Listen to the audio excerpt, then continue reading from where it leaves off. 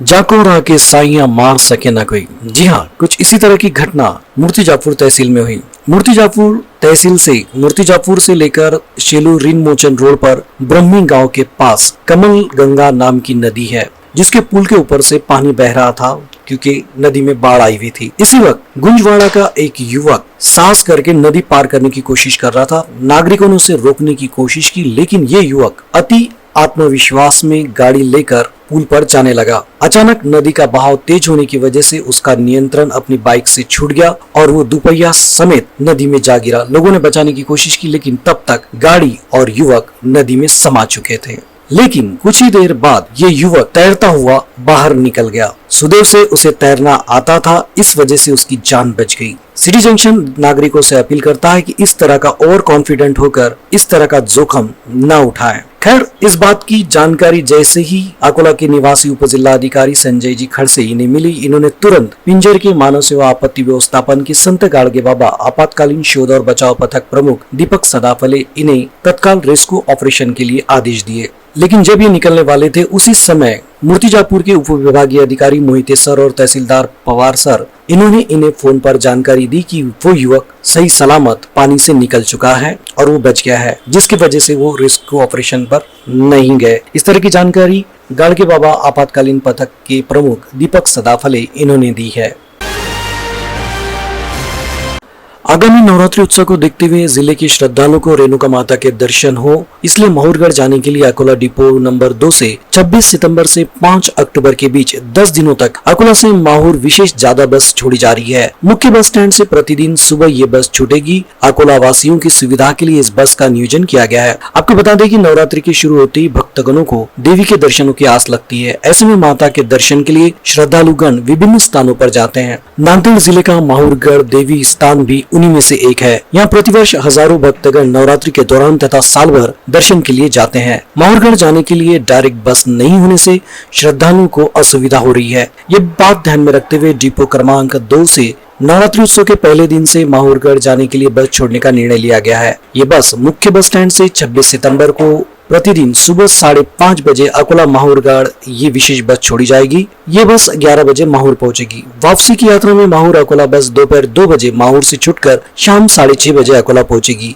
ये जानकारी Akola depot number 2 की ओर से दी गई है। सूत्रों से मिली जानकारी के अनुसार नवरात्रि में श्रद्धालुओं के प्रतिसाद देखने के बाद ये बस आगे भी नियमित शुरू रहने की संभावना है। अकोला जिले की सबसे बड़ी हनुमान सागर परियोजना के मंगलवार सुबह 11 बजे 2 वक्र द्वार प्रति 30 सेंटीमीटर की ऊंचाई से खोले गए और कुल 52.30 घन मीटर जल नदी में छोड़ा गया। जल निकासी में वृद्धि या कमी के संबंध में आगे निर्णय जल प्रवाह को देखने के बाद लिया जाएगा। हालांकि शाखा अभियंता नयन लोनारे ने नदी किनारे के गाँव के नागरिकों से सावधान रहने की अपील की है। मान के जल से 84 गाँव को जलापूर्ति योजना, शेगांव नगर परिषद, जलगांव नगर परिषद, तिल्लारा शहर जलापूर्ति योजना, आकोट शहर जलापूर्ति योजना, बालापुर शहर जलापूर्ति योजना, इन सभी शहरों में वान बांध से पानी की आपूर्ति की जाती है। लगातार हो रही बारिश से क्षेत्र में फसलों का कायाकल्प हो गया है। क्षेत्र के किसान खुश नजर आ रहे हैं। तिल्लारा तहसील के किसान लगातार बारिश से खुश है और खेतों में पानी अब खेत से बह रहा है। राशा नाला, सातलवानी नाला, इन नालों में बड़ी मात्रा में पानी मिला है और वन नदी अब उफान पर है। इसलिए भविष्य में कृषि और क्षेत्र में पीने के पानी की चिंता दूर हो जाएगी। अकोला में लंपी स्किन बीमारी पशुओं में तेजी से फैल रही है। इस बीमारी को लेकर सतर्क रहें और साथ ही साथ किसानों को आर्थिक रूप से मदद दी जाए, इस तरह की मांग राष्ट्रवादी कांग्रेस की ओर से की गई। पिछले 1 महीने से पशुओं में लंपी स्किन बीमारी तेजी से फैल रही है। इस बीमारी पर नियंत्रण जरूरी है, अन्यथा ये बीमारी इंसानों में फैल सकती है। इस बात से इनकार नहीं किया जा सकता। इसके लिए पशुओं की खरीदी बिक्री होने वाले बाजारों पर बंदी लाई जाए, पशुओं को क्वारंटाइन के लिए एक सेंटर खोला जाए, सभी पशुओं का लसीकरण किया जाए। साथ ही साथ जिन किसानों के पशुओं की मौत हुई है उन किसानों को प्रशासन की ओर से आर्थिक रूप से मदद की जाए, इस तरह की मांग राष्ट्रवादी कांग्रेस की ओर से की गई, जिसमें डॉक्टर एफाज देशमुख, साथी आसिफ शाह उर्फ विकी, शेरू भाई मिश्रा, जावेद भाई, अरसलान भाई और कार्यकर्ता बड़ी संख्या में उपस्थित थे।